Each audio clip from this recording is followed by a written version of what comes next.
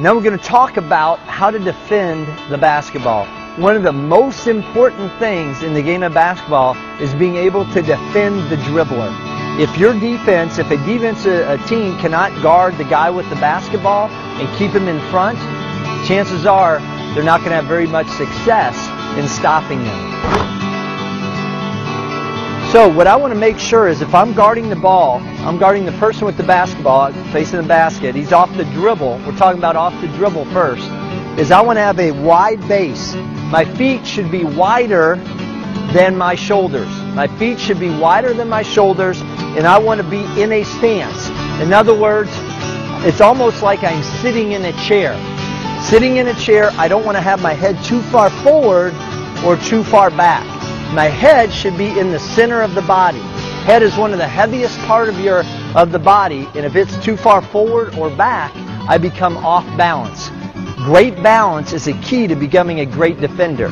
Wide base, head in the center, and I want to have active hands. All right? In other words, I don't just put my hands in my pockets. I want to have them out and active. So if he goes up to shoot, I can contest it. If he tries to make a pass, boom, I can deflect it. Now, when I move, I'm in a proper position, and he starts to drive by me. I want to lunge. If I go like this, he starts to drive, and I turn and go this way. I'm not going to be able to stay in front of the defense. If I go like this, I get beat. As he starts to drive, I'm going to go like that. We don't cross our feet, and I don't turn. I'm going to lunge. If he comes this way, there. So, good defense starts with a wide base and a good posture. Good posture means knees bent, butt down, head in the center of your body with active hands. And remember, as the ball starts to drive to the basket, I want to lunge. I don't want to turn. Those are key points that can help you defend the basketball.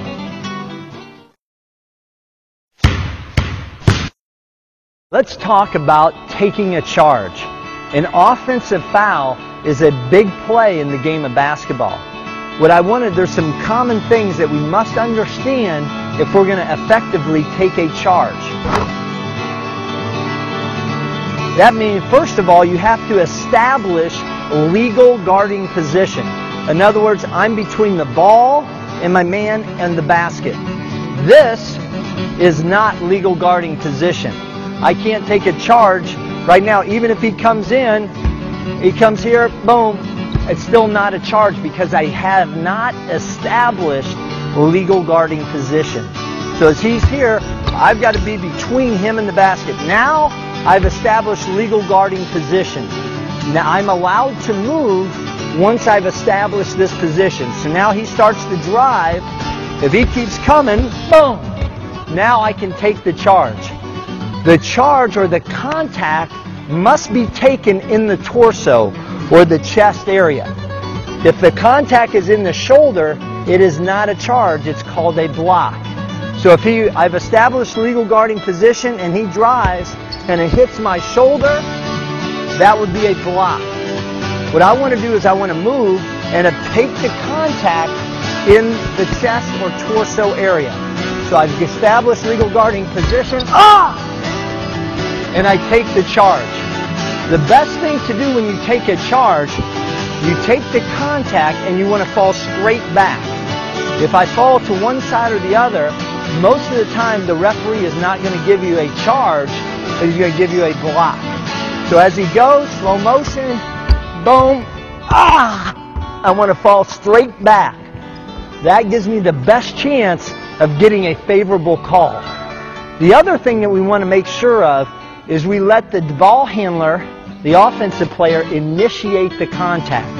Even if I've established legal guarding position and the contact happens with the torso, as he comes, if I initiate the contact, it's going to be a block.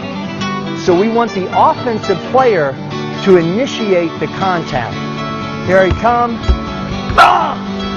Now I take it and we get the charge call. This is real important concept.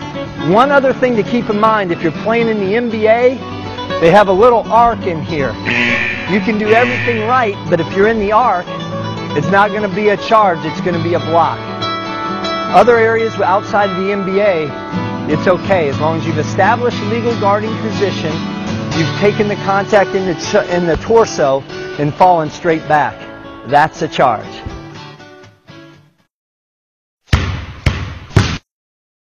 I'm going to talk about taking the charge from weak side help.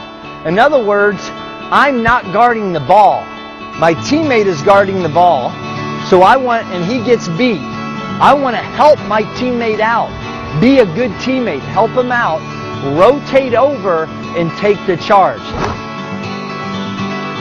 Now, when my teammate starts to get beat, I'm rotating over because I want to see the ball and my man, the person I'm guarding. Now, as he starts to go, I want to rotate and I want to make sure that I get between the ball and the basket. In other words, I've established legal guarding position because I've rotated into his path to the basket. So again, we're going this way.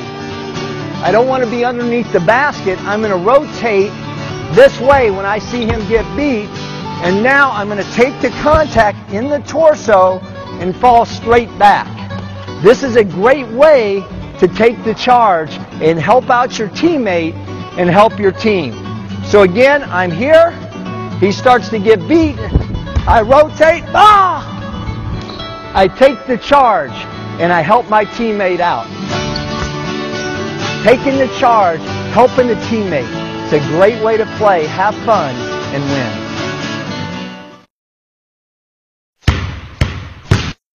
When we're guarding the basketball, if we're in good position, we've got a good stance and we're on balance, if my hands are active, a lot of times I can steal the basketball while he's dribbling it. One thing we've got to be careful is we don't want to take ourselves out of position gambling for a steal. A lot of times guys go for steals and don't get it. They go here, the guy makes a behind the back move or dribbles, and we're out of position and the other team scores. So what I want to do is I want to knock the ball away and then get it is a more effective and safer way to steal the basketball. So as he's dribbling it, dribble it, boom, I want to knock it away and then go get it. If you can knock the ball away, then go get it. If you don't knock it, if you don't get a steal, you're still in position. I don't want to sell out for the ball. The best way to do it is to knock it away. I'm going to give you a little tip that I used to use that I think is a great way to get that deflection and steal. What I want to do is I want to time it up that when it leaves his fingertips on the way down, so when it leaves his fingertips, that's when I go to knock it away. I don't want to wait till it hits the ground because I don't have as much air time. So I'm timing it up. There, boom. That's when I knock it away and go for the steal. This is a great technique. It takes a while to practice.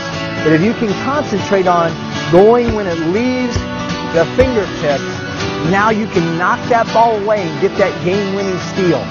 Great play, but it takes practice. Concentrate on when does the ball leave.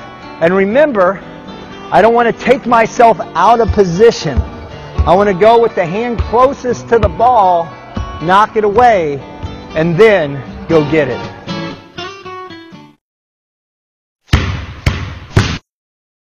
We're going to talk about trapping the basketball.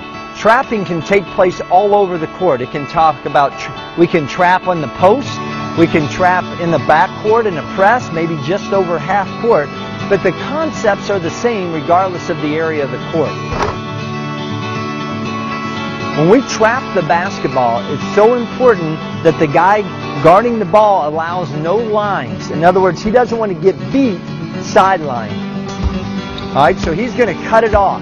The next thing is, as the trapper coming from the middle of the court, my job is to allow no splits. Here's what a split looks like.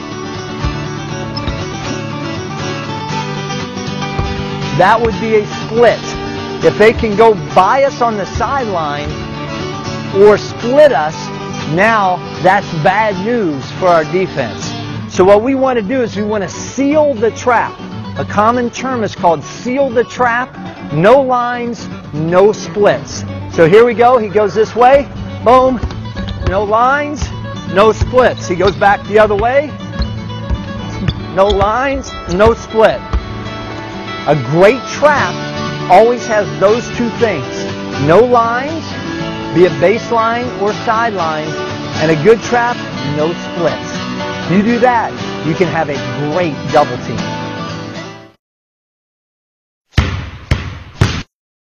A real important thing to do is to be able to help and maybe steal the basketball when the ball goes into the post. I don't want to just guard the ball when it goes into the post and he starts to crab in. I don't want to just stand and watch. I want to go in and try to steal the basketball because he's concerned about trying to get to the basket and beat his man. So I can help him out by going to steal it. Now I've got to be careful if this is a good shooter. If he's a good shooter, he may relocate, so I've got to go in and out. Take a steal, try to get a steal, back in and out. We call that in and out on the post. The ball goes in the post, boom, and he's crabbing in. I'm in and out, in and out. So now when the ball goes out, I can stop the shot. If it goes in the post, boom, and he crabs it in, boom. I'm looking to try to get that steal because he's concerned with going to the basket. I might be able to get the steal, but I also have to be alert to my shooter. So I want to go in and out, but that's a great time to go get that steal and help out your post player.